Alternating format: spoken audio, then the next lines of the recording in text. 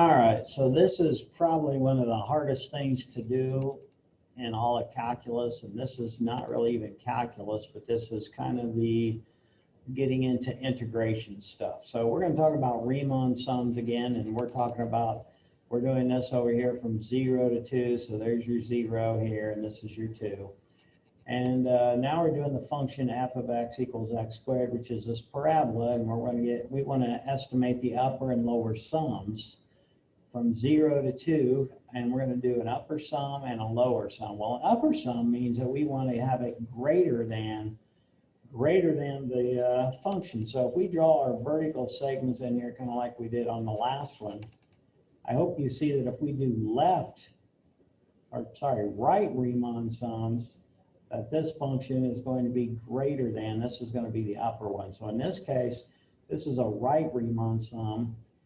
So we're doing a right endpoint deal here. And that was opposite of the last one. And the reason is because this function is increasing. And what that tells me is this is going to end up being a left Riemann sum. So when we make our rectangles, I hope that we know that we have to do this like base times height or length times width. Well, the width down here is pretty easy. And this one is harder because they're not telling us how many rectangles to use. So our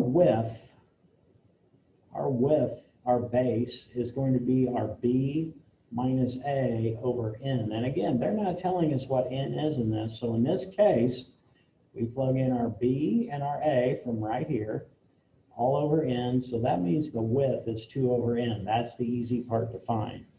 We now want to get our length. That's going to be the height of each one of these right ones. So when we do our length, this one's kind of tricky here.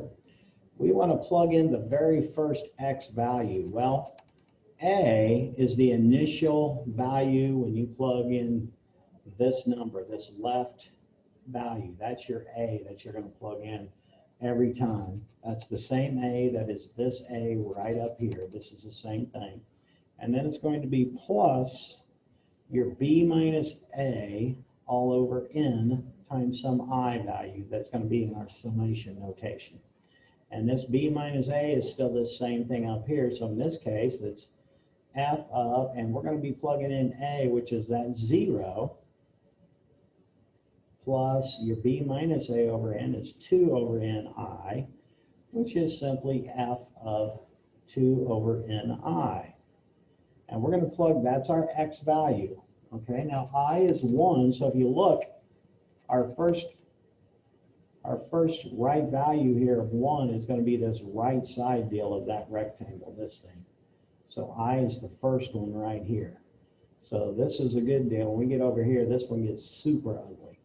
And if you look up here, this is our function right there. So this says whatever this is, we have to square that. So this is going to be 2 over ni squared, which would give me 4 over n squared I squared. Now that right there is my length. Now that's the length of each one of these right heights. That's the height of all these lengths. And again, this width is this 2 over n. That's this bottom width of each rectangle right there. Okay, so when I get the area of this, I'm going to take the length times the width. And that right there is going to be every rectangle. Well, how many rectangles am I going to put in there? Well, I'm going to do a summation. And I'm going to count all the rectangles from I equals 1, 2, and this one is different than the other ones we've had because they did not tell me how many rectangles to count. So we leave this thing as n over here. And now, if you recall, we said the more rectangles we get in here, the more accurate this is. And this is the number of rectangles. So we're going to let this limit, we're going to make this a limit as n goes to infinity. We're going to plug an infinite amount of rectangles from here to here to find this area. Now we need to simplify this whole thing right here. So because this is I equals 1 to n, we're going to take everything that is not an I, and we're going to move it to in front of the sigma notation. And we're going to leave everything with an I after the sigma notation because that's all that changes here. So we're allowed to rewrite this as the limit as n approaches infinity. And we can take this 4 times 2 and bring an 8 out front, and n squared times n and bring an n cubed out front. And that's going to give me times the sigma of I equals 1 to n of I squared. Well, it just so happens we have a formula for I squared right here. So if we go back and look at our notes way back here, I squared equals this thing right here. So we can stick this thing in for this summation that we have on that back page. So we go back there and stick that thing in. So that is going to give me the limit as n approaches infinity. And I leave this 8 over n cubed here. And I probably should have put brackets around this because it's this whole thing here. Okay. And then we're going to put that thing in here, what we had on that other page into this part, which is this 2n plus n times n plus 1 times 2n plus 1 all over 6. And again, I am getting that thing, this whole thing right here from that formula on the front page. Now we're getting closer to done here. We want to simplify this thing in here. And if you remember, we're doing the limits, right?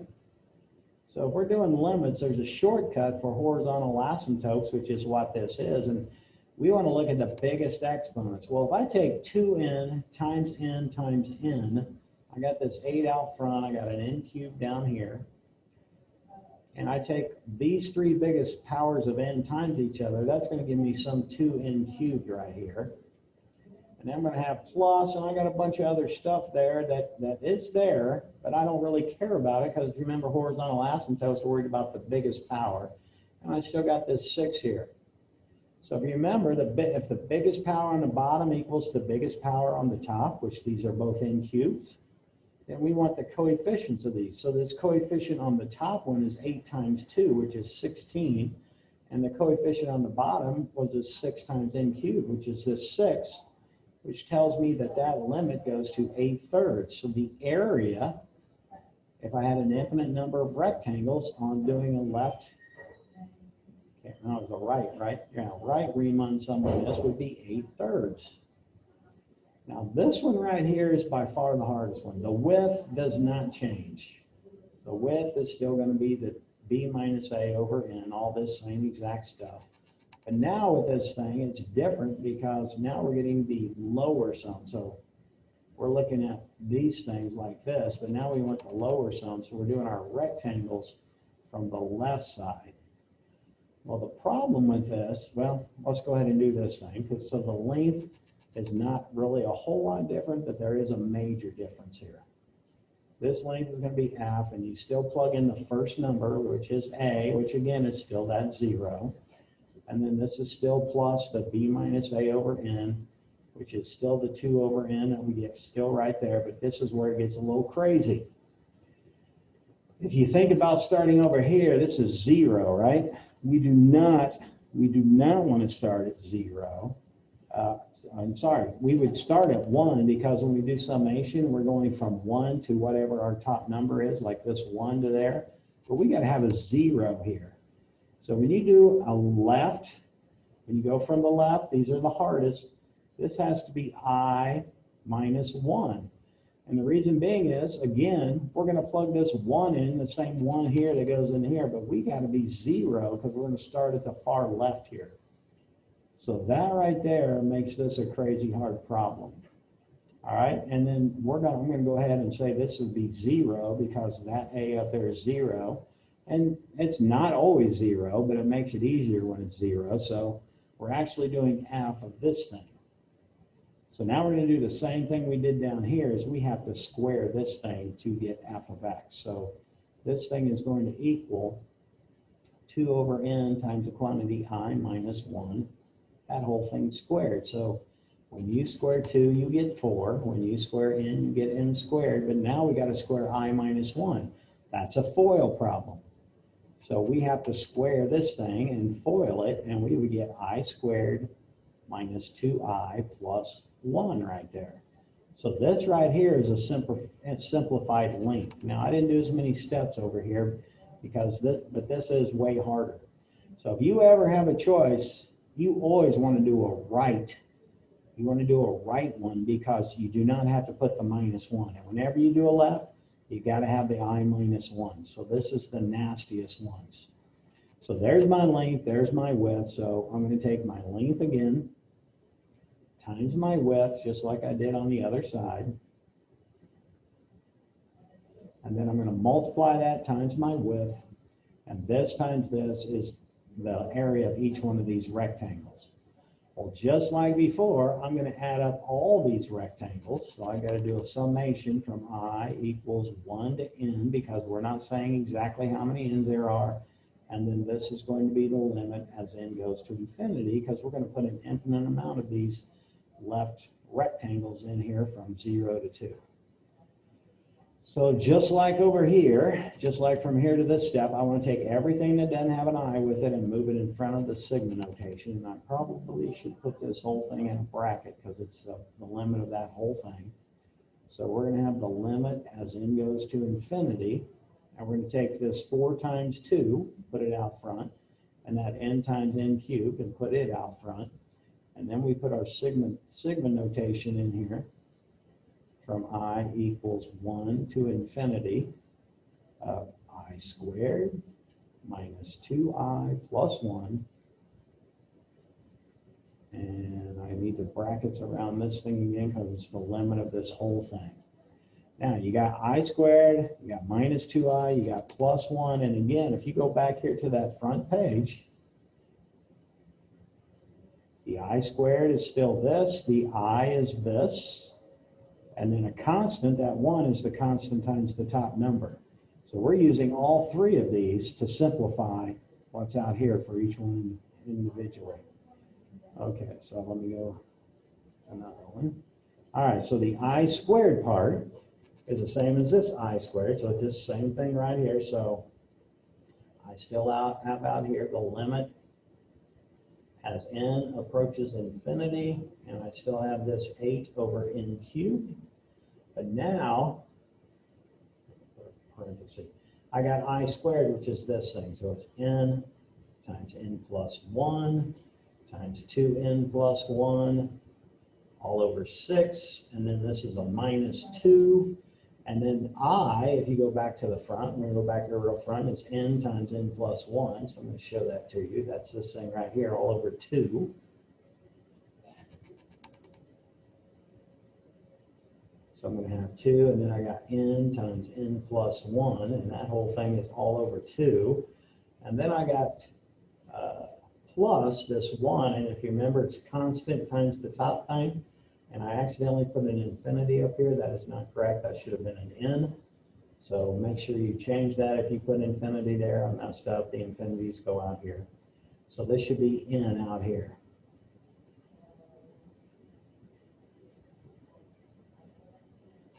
Okay, so that bracket goes with this bracket and this. So if you recall, same story, we're doing that horizontal asymptote. So we want to find the biggest exponent on the top over the biggest exponent on the bottom, and we want to get common denominator. So I hope you see that 6 is going to be the biggest denominator, and this n cubed. Well, this n cubed goes to all 3 of these because we distribute that. So all these already have n cubed there, but this one has to have a 6 on the bottom. So we take this times 3 over 3, and this one times 6 over 6. So when we rewrite this thing, this is going to be the limit as n approaches infinity. And we got our n cubed here, and that would be with all these bottoms. So in other words, the bottom is 6n cubed because they all have a common denominator. And then when you multiply these together, I tell you what, I'm going to leave that n cubed out front with the 8. So we got 8 over the n cubed still out front. And then in here, you're going to take the biggest power again, just like over here, is going to be n times 2n. This is going to be a 2n cubed here, plus a whole bunch of other stuff to get to the end of this one. And then this is going to be 6n times n plus 1. Well, this is just going to be a 6n squared plus some extra stuff. And then this one over here is just a 6n. So these don't really affect it because it's the biggest power. And I got an n cubed here and an n cubed there. So my coefficient in the front is just 8 times 2n cubed, which means my coefficient is 16 again. And on the bottom, it's still this 6 times n cubed, which is this 6. And this is 8 over 3 as well. So my lower bound and my upper bound are identical. Well, why does that work? Well, if you recall from integrals, if you put an infinite amount of rectangles from the left or from the right, that is doing the actual definite integral. That's why these are the same values, and these are both going to be the exact area under that curve. But if you ever have a choice, again, you're always going to want to use the right because you don't have to have the I minus 1 part. This thing right here complicates things tremendously. So if you ever get a choice, you want to do the right one and use this so that you can only have an I there instead of having to do I minus 1 for a left. So that's pretty complicated stuff. And if I were you, I think I gave you the worksheets. I think I would try to do those if I were you. So good luck on that, and I'll finish these other notes